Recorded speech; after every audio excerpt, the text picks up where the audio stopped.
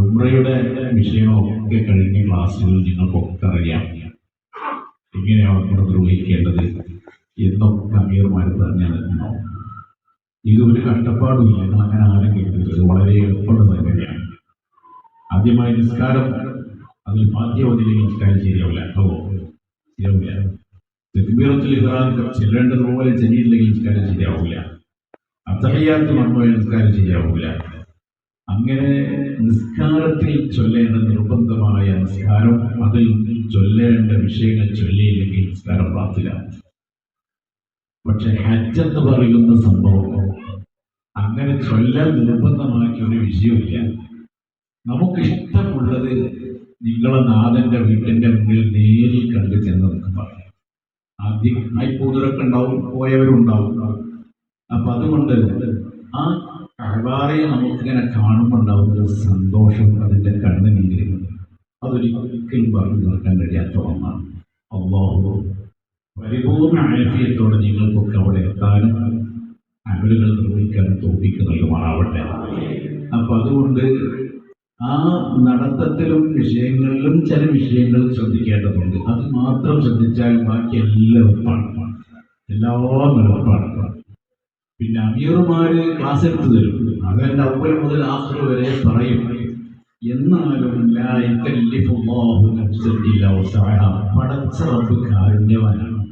ലക്ഷങ്ങൾ തടിച്ചു കൂടുന്നിടത്ത് എന്റെ അടിമകൾക്ക് ഇസ്ലാം കാര്യം ഹജ്ജിൽ അവസാനത്തേക്ക് ഹജ്ജ് അത് നിർവഹിക്കാൻ ആരോഗ്യവാന്മാരും അനാരോഗ്യവാന്മാരെല്ലാവരും അവിടെ. അപ്പൊ അതുകൊണ്ട് ചൊല്ലൽ നിർബന്ധമായ ഫാത്തിഹ പോലെ അത്തഹിയ്യാത്ത് പോലെയൊക്കെ നിർബന്ധമാക്കി കഴിഞ്ഞാൽ എന്റെ പാവപ്പെട്ട അടിമകൾ കുടുങ്ങിപ്പോകും. അപ്പൊ അതുകൊണ്ട് നിയ്യത്ത് വെച്ച് ഇഹ്റാമിന്റെ വസ്ത്രം ധരിച്ചാൽ പിന്നെ നമ്മൾ സൂക്ഷിക്കേണ്ട ചില സംഭവങ്ങളുണ്ട്. അത് മാത്രമേ ഉള്ളൂ, വേറൊന്നുമില്ല. അത് കഴിഞ്ഞ് അങ്ങോട്ട് പോയാൽ പിന്നെ അൽഹംദുലില്ലാഹ് സഅയ് ചെയ്ത് മുടിയെടുത്ത് നിങ്ങൾക്ക് തഹ്ലീലാവാം. ഇത്രേ ഉള്ളൂ, ഉംറയ്ക്ക് അത്രേ ഉള്ളൂ. അപ്പൊ 1 മുതൽ 10 വരെ നമ്മൾ എണ്ണി. ഇനി 11 മുതൽ പിന്നെ അങ്ങോട്ട് എണ്ണത്, അവിടെ നിന്ന് അങ്ങോട്ടാണ് പിന്നെ ഹജ്ജ്. അൽ ഹജ്ജു അറഫ. ഹജ്ജ് എന്നുള്ളത് അത് അറഫയാണ്. അപ്പൊ ഇതിലില്ലാത്ത ഒന്ന് അറഫയിൽ മുഅ്മിനീങ്ങൾ ഒരുമിച്ച് കൂട്ടുക, കല്ലെറിയുക, മുസ്ദലിഫയിൽ പോവുക, കല്ല് പെറുക്കുക, അവിടെ താമസിക്കുക, അവിടെ നിന്ന് എല്ലാം കഴിഞ്ഞ് വന്നിട്ട് പിന്നെ തഹ്ലീലേ ഉള്ളൂ. ഒരു വിഷമവുമില്ല. അതുകൊണ്ട് എൻ്റെ ഉമ്മകന്മാർക്കൊന്നും ഒരു ബേജാറും വേണ്ട. പടച്ചോനെ ഞാൻ ചൊല്ലിയത് ശരിയായോ, ഞാനിങ്ങനെ ചിറ്റിയ സമയത്ത് ചൊല്ലിയത് ശരിയായോ, ഒരു വിശ്വാസം നിങ്ങൾക്ക് വേണ്ട. അറിയുന്ന ദുആ നിങ്ങളുടെ ജീവിതത്തിൽ ചെറിയ സമയം മുതൽ എന്താണോ പതിവാക്കിയത് അത് മാത്രം ചൊല്ലിയാൽ മതി, വേറെ ഒന്നും വേണ്ട. അങ്ങനെ എനിക്കറിയില്ലല്ലോ, അത്രേ ഉള്ളൂ. നമ്മളിപ്പോ ഭയങ്കര പർവ്വതീകരിച്ചിട്ട് പടച്ചോൻ എന്ത് ശരിയാവും, ഇത് ശരിയാവും, ആ വിശ്വാസം ഒരൊറ്റ കൽവിലുണ്ടാവരുത്. അള്ളാഹ് അങ്ങനെ ഒരാളെയും കഷ്ടപ്പെടുത്തില്ല. ഇത്രയേ ഉള്ളൂ. മൂമാറ്റി എളുപ്പമായിട്ടുണ്ടാവും. ഇത്രേ ഉള്ളൂ, ഒരു വിഷമമില്ല. അപ്പോ തവാഫ് ചെയ്യുന്ന സമയത്ത് തിരിക്കാൻ പറഞ്ഞ സ്ഥലം ഒന്നും ഇങ്ങനെ തിരിക്കാൻ ശ്രദ്ധിച്ചാൽ മതി. പിന്നെ അത്ര പുരട്ടലും കാര്യങ്ങളും ആക്കുന്നുണ്ട്, അതൊന്നും ശ്രദ്ധിച്ചാൽ മതി, വേറെ വിഷമങ്ങളൊന്നുമില്ല. അങ്ങനെ വരുമ്പോഴേ ഉള്ളൂ. അതൊന്ന് സൂക്ഷിക്കുക. കഅബ കാണുന്ന ആവേശത്തിൽ ഫസ്റ്റ് ഇംപ്രഷൻ ബെസ്റ്റ് ഇംപ്രഷൻ എന്ന് പറഞ്ഞ് കാണുന്ന സമയത്ത് ചിലപ്പോൾ നമുക്ക് മറന്നു. ആ മറക്കുന്ന സമയത്ത് തിരിയരുതേ എന്ന് പറഞ്ഞാൽ ആ ഭാഗം നിങ്ങൾ തിരിക്കരുത്. തിരിക്കാൻ പറഞ്ഞ ഭാഗം തിരിക്കുക. അത് അവസരോചിതമായി പറയുകയാണ്. ഇപ്പൊ നിങ്ങൾ വലിയ പോലീസുകാരില്ല വീട്ടിൽ വന്നാൽ അവരിങ്ങനെ സിവിൽ ഡ്രസ് ഇട്ടാകും, അവർക്കൊരു ഉത്തരവാദിത്വം പോകുന്നുണ്ടാവില്ല. അപ്പൊ ഞങ്ങൾ പോയി വീട്ടിൽ ചെന്ന ഈ ഡ്രസ്സൊക്കെ അയച്ചിട്ടാൽ ആ ഒരു ഉത്തരവാദിത്തത്തിൽ ചിലപ്പോൾ കുറഞ്ഞു തോന്നിപ്പോകും. ഇതങ്ങ് ധരിച്ചാലോ ഭയങ്കര ഉത്തരവാദിത്തമായി എന്നതുപോലെ ഇപ്പൊ നിങ്ങൾ ഭയങ്കര ഉത്തരവാദിത്തത്തില. ഡ്രസ്സങ്ങ് മാറി അല്ലേ, മനസ്സിൽ വന്നില്ലേ? ഞാൻ ഇപ്പൊ സാധാരണക്കാരെല്ലാം ചിന്ത വന്നില്ലേ അല്ലേ മോനെ? ഇന്നലെ വരെ ഇങ്ങനെ കളിച്ചു കൂടി നടന്ന ചെറുപ്പക്കാരനാണ്. ഇപ്പൊ നിങ്ങൾ മനസ്സ് മുഴുവനും പടച്ചോറ് ഞാൻ അവന്റെ അതിഥിയാണ്. വയസ്സന്മാരുണ്ട് ഇവിടെ, അവരൊക്കെ ഇപ്പൊ ചെറുപ്പക്കാരെ പോലെ ആവേശത്തിലിരിക്കുക. ഒരുപക്ഷെ നിങ്ങളെക്കാൾ കൂടുതൽ തവാഫ് ചെയ്യും. അതാ തൗഫീഖ് ചെയ്യട്ടെ. എന്റെ അനുഭവമാണ്. കൂടെ വന്നവരൊക്കെ ചെറുപ്പക്കാർ വലിയ ആവേശത്തിൽ വരും. അവരെന്താ കഴിയുമ്പോൾ വയസ്സായവരോ കൃത്യമായി ജമാഅത്തിൽ പങ്കെടുത്ത് തവാഫ് ഇങ്ങനെ വർദ്ധിപ്പിച്ചുകൊണ്ടിരിക്കും. അള്ളാഹു എല്ലാവർക്കും തൗഫീഖ് ചെയ്യട്ടെ. അപ്പൊ അതുകൊണ്ട് ഒരു ടെൻഷനും നിങ്ങൾക്ക് വേണ്ട. പടച്ചോനെ ഞാൻ ഇത്രയും പണം ചെലവാക്കിയിട്ട് പോയാൽ അത് ശരിയാവോ. പ്രത്യേകിച്ച് ഉമ്മമാർക്ക് വസുവാസം. ഞാൻ കൂടുതലും പോയത് ഗൾഫിൽ നിന്നാണ് അമീറായിട്ട് പോയിട്ടുള്ളത്. അപ്പോൾ അവിടെ ചില ഉമ്മമാർക്ക് ഭയങ്കര വസുവാസമാണ്. അപ്പൊ അതിന്റെ മുമ്പ് ഒരു ക്ലാസ്സിൽ പോയിട്ട് ആ ഇടങ്ങാറായി. പക്ഷെ അതൊക്കെ നമ്മൾ ലഘൂകരിച്ചു കൊടുത്തു. അങ്ങനെ ഞങ്ങൾ ബസ്സിലെ യാത്രയിൽ ഇങ്ങനെ തുടങ്ങി കയറി കുറെ ദിക്റ് സ്വലാത്തൊക്കെ ചൊല്ലി ഞങ്ങൾ ഏകദേശം ഇതേപോലെ ഇഹ്റാമിന്റെ വസ്ത്രം ധരിക്കാൻ കുടിക്കാൻ ഒരുങ്ങാകുമ്പോഴത്തേക്ക് അങ്ങനെ പറഞ്ഞെല്ലാം അവരെ സമാധാനാക്കി പിന്നെ ധരിച്ച് അങ്ങ് പോയി പരിപാടി അവസാനിച്ചു. ഇത്രേ ഉള്ളൂ.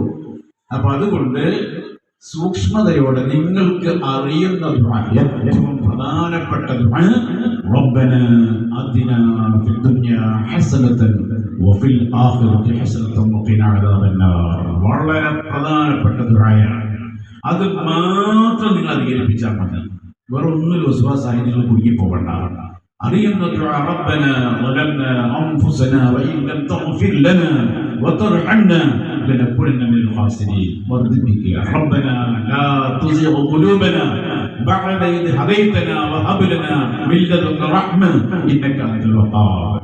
ربنا لا تؤاخذنا إن نسينا أو أخطأنا ربنا ولا تحمل علينا إصرا كما حملته على الذين من قبلنا ربنا ولا تحملنا ما لا طاقة لنا به واعف عنا واغفر لنا وارحمنا أنت مولانا فانصرنا على القوم الكافرين. അറിയാത്തവരുണ്ടോ? അള്ളാഹ്ക്ക് ഏറ്റവും ഇഷ്ടമുള്ള സംഗതി റബ്ബന എന്ന് വിളിച്ചത് റബ്ബന എന്ന് പറഞ്ഞിട്ട് ദ്വാരിക്കുന്ന കൂട്ടത്തിൽ പടച്ച റബ്ബിൽ ഏറ്റവും ഇഷ്ടമുള്ള സംഗതിയാണ്. അത് പടച്ചവന്റെ വീട്ടിലെ നേരിൽ ഇങ്ങനെ ചെന്നിട്ട് കണ്ടിട്ട് പറയുമ്പോ പിന്നെ എന്തിനാ ടെൻഷൻ അടിക്കേണ്ട ആവശ്യം? അപ്പൊ ആമൻ റസൂലിന്റെ റബ്ബനെ ഞാൻ അവസാനം ചെല്ലിയത് ഇല്ല. ഹദ്ദാദ് ഇടുമ്പോ ഇസ്ലാമിയും ചെല്ലും, ആയത്തുൽ കുർസി ഓതും, അവസാനം ആമൻ റസൂൽ ഓതും. അതുള്ള റബ്ബനെയാണ് അവൻ ലാസ്റ്റ് പറഞ്ഞത്. അത്രേ ഉള്ളൂ. പിന്നെ നിങ്ങൾ പഠിച്ചു വെച്ച ദുആ ഉണ്ടാവും. ചില ആളുകൾ കിതാബിട്ട് പടച്ചോന് അല്ല അയാൾ ഇങ്ങനെ കിതാബ് വരയ്ക്കുന്നുണ്ട് പറയുന്നുണ്ടല്ലോ, എന്ത് ശരിയാവില്ലേ? അപ്പൊ അമീറിനോട് എവിടെ ഉസ്താദേ എനിക്ക് കിതാബൊന്നുമില്ലല്ലോ. അതവർക്ക് അറിയാത്തതുകൊണ്ടാണ്. നിങ്ങൾ അസ്മാഉൽ ഹുസ്ന കാണാൻ പാടുള്ളവരുണ്ടാവും, ബദരിയത്ത് കാണാൻ പാടുള്ളവരുണ്ടാവും, അതുപോലെ ഖുർആൻ ഹിഫ്ളുള്ളവരുണ്ടാവും. 10 സൂറത്താണ് കാണാപ്പാടും. പടച്ചവന്റെ വീട്ടിന്റെ അടുത്ത് ഇങ്ങനെ ചെന്നിട്ട് ആ തവാഫ് ചെയ്യുമ്പോൾ പടച്ചവനെ എന്തൊരു സന്തോഷമാണ്. അങ്ങനെ ഖുർആൻ ഇങ്ങനെ ചെറിയ ചെറിയ സൂറത്ത് ഓതിയാൽ മതി. ഏറ്റവും പ്രധാനപ്പെട്ട സൂറത്തുൽ ഇഖ്ലാസ് ആ തവാഫിനിടയിൽ കൂട്ടങ്ങ് ചെല്ലാൻ പറ്റുന്നത് ചൊല്ലിക്കൂടി. എന്ത് ഗുരുള്ള സംഗതിയാണ്. പക്ഷെ അവിടെ ഒന്ന് കൂടി നമ്മൾ എന്താക്കാറുണ്ട്, ഈ ഞാൻ നേരത്തെ ഈ ആയത്തിന് മറുപടിയായിട്ട് പറയുന്ന ഒന്നുണ്ട്. എല്ലാവരും നമുക്ക് ഉദ്ബോധിപ്പിച്ച് മതി. ഇവര് മാത്രമേ നമുക്കും പറയാം. ഒന്ന് തോൽപ്പിക്കട്ടെ. ലബ്ബൈക അല്ലാഹുമ്മ ലബ്ബൈക ചൊല്ലി. ലബ്ബൈക അല്ലാഹുമ്മ ലബ്ബൈക ലബ്ബൈക ലാ ശരീക ലക ലബ്ബൈക ഇന്നൽ ഹംദ വന്നിഅമത ലക വൽ മുൽക് ലാ ശരീക ലക ലബ്ബൈക അല്ലാഹുമ്മ ലബ്ബൈക. ഇത് പതിവാക്കിയ മതി. ഏറെയും അതങ്ങനെ എത്ര ചൊല്ലാൻ പറ്റുമോ ചൊല്ലിക്കോ. അത് പഠിച്ചിട്ടില്ല എല്ലാവരും. ഉമ്മമാരൊക്കെ പഠിച്ചു വെച്ചിട്ടുണ്ടാവും. അപ്പൊ അൽഹംദുലില്ലാ അങ്ങനത്തെ പ്രധാനപ്പെട്ട തൽബിയത്ത് അങ്ങോട്ട് ചൊല്ലിയിട്ട് പടച്ചവന്റെ ആ കഅബയിൽ ചെറുപ്പം മുതൽക്ക് തന്നെ നമ്മൾ നിസ്കരിക്കാൻ ഇങ്ങനെ സാങ്കല്പിക രൂപത്തിൽ തിരിഞ്ഞു നിന്ന് നിസ്കരിച്ച സാധനമാണല്ലോ കഅബ. ആ കഅബയാണ് നമ്മൾ നേരിൽ കാണുന്നത്. അവിടെ നമുക്ക് എങ്ങനെ വേണമെങ്കിൽ ചുറ്റി നിസ്കരിക്കാം. നമ്മളിവിടെ പടിഞ്ഞാറ് അല്പം വടക്കോട്ട് തെറ്റിയിട്ടാ നമ്മുടെ ഇവലാന്ന് പഠിച്ചവർ. അവിടെ നിങ്ങൾ അങ്ങനെ നോക്കണ്ട. ചിലപ്പോൾ ഒരു ധാരണ ഉണ്ടാവരുതായിരിക്കും. ചെല്ലുമ്പോൾ അതിന്റെ ചുറ്റുഭാഗം എങ്ങനെ വേണം നിസ്കരിക്കാം. ഇപ്പോൾ അൽഹംദുലില്ലാ യൂട്യൂബിലൂടെ പല ഉസ്താദുമാരുടെയും ക്ലാസ്സുകൾ ധാരാളം നമ്മൾ കേട്ടവരാണ്. അപ്പൊ ഇനി അധികം ക്ലാസ്സിന്റെ ആവശ്യമൊന്നുമില്ല. കുറെ ക്ലാസ്സുകൾ കേട്ടിട്ട് നിങ്ങൾ ആരും വസ്വാസാകരുത്. ഈ ഉസ്താദ് പറയുമ്പോൾ ചിലപ്പോൾ ഉസ്താദിന്റെ ശൈലി അങ്ങനെ, മറ്റേ ഉസ്താദ് പറയുമ്പോൾ ഇങ്ങനെ പോയി, മറ്റേ അമീറിന്. ഇതാണ് ഏറ്റവും നമുക്ക് കൺഫ്യൂഷൻ ആക്കേണ്ട വിഷയം. അപ്പൊ അതുകൊണ്ട് ഒന്നിൽ ഉറച്ചു നിന്ന് നമുക്ക് ഉൾക്കൊള്ളാവുന്ന ഒരു ക്ലാസ് അങ്ങ് കേട്ടാൽ അൽഹംദുലില്ലാ അതിൽ നമ്മളെല്ലാവരും ഉൾക്കൊണ്ടുപോകാം. അപ്പൊ അതുകൊണ്ട് പോകുന്ന അമല് നമ്മൾ ചെയ്യുന്ന അമല് നഷ്ടപ്പെടുത്തരുത്. അല്ലാഹു നിങ്ങൾക്ക് വലിയ പദവി നൽകിയിട്ടുണ്ട്. ഇന്നേ കൂട്ടത്തിൽ ഞാൻ പറയുന്നു, പഞ്ചസാര കുന്നുമേൽ തേന്മഴ പെയ്തു എന്ന് പറഞ്ഞതുപോലെ നിങ്ങൾ പോകുന്ന മാസം, തിരഞ്ഞെടുത്ത മാസം അൽഹംദുലില്ലാ ശവ്വാൽ മാസമാണ്. റജബിലും ശഅബാനിലും റമദാനിലും നമ്മൾ നന്നായി തൗബ ചെയ്തു